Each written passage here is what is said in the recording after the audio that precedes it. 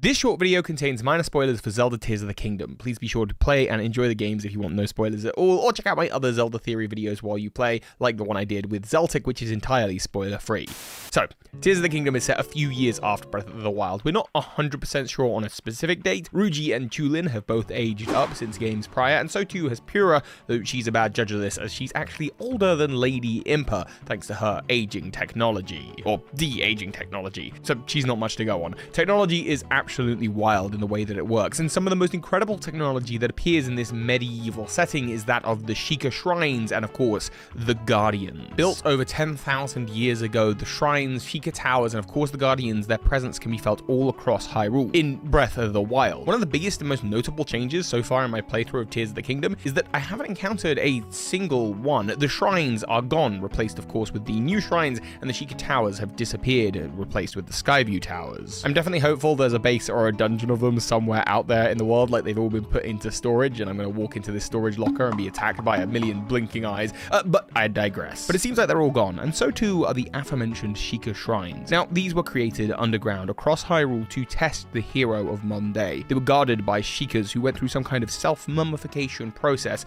They're barely alive in there, leaving behind spirit orbs to help the hero when they leave this realm, when the hero passes their challenge. Link can then use these spirit orbs at goddess statues to gain stamina wheels and hearts, which he starts Tears of the Kingdom with all of those complete, meaning that this is set canonically in a world where Link did in fact do all the shrines. I personally did not. It seems like a lot of work. There's a lot of shrines. So if these shrines were still in Hyrule, canonically they would be big empty rooms with completed puzzles in and no Sheikah left to guard them. Instead, of course, they've been replaced with the Zonai shrines, though these aren't one-to-one. They're not in the same locations, and rather than being underground, they are above ground usually, and typically they seem to be portals to worlds contained within them, like walking into a TARDIS. Speaking of underground though, that is where our story in Tears of the Kingdom starts, with Link and Zelda investigating the depths below Hyrule Castle. From there, gloom has been emanating up. And gloom is this game's version of malice. It seems to be a weaker, less dense version of the substance that created the Calamity Ganon of Breath of the Wild. Even the Calamity itself is barely referenced, but it is mentioned, so the continuity is the same. In fact, when we go to Hateno Village in Link's old house, we see it's actually become Zelda's old house. And Zelda has a diary where she talks about the ways in which she wants to improve Hyrule after the Calamity. The Calamity, by the way, has spanned over 100 years. Zelda knows the Calamity all too well because she is out of time herself, misplaced from 100 years prior where she was originally born. There she saw Link fall at the Hateno Fort and saw as the world succumbed to Ganon's malice. So what's the story here, and what happened to the Sheikah Shrines and of course the Guardians? Well, I believe a couple of years after the events of Breath of the Wild, when the gloom started to emanate up from underneath the castle, Zelda recognized the threat that this could become. It starts now as gloom, but of course it could transform into malice.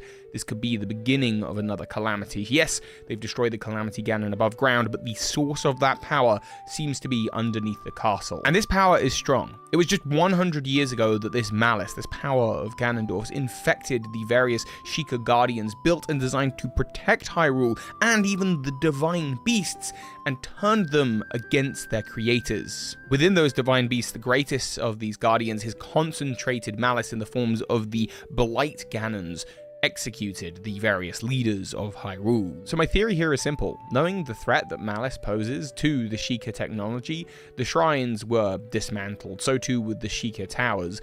The Guardians and Divine Beasts deconstructed, not put in the earth to be later summoned again by a later Ganondorf or anything like that, but instead entirely torn apart. There are still a few little innocuous bits of Sheikah technology around the Hateno lab, for example. There, Robbie is using the technology to help with portaling, and of course it can most prominently be seen in the Skyview Towers. There we can see the arms of Guardians, initially quite scary in the first cutscene, being used for a very gentle purpose.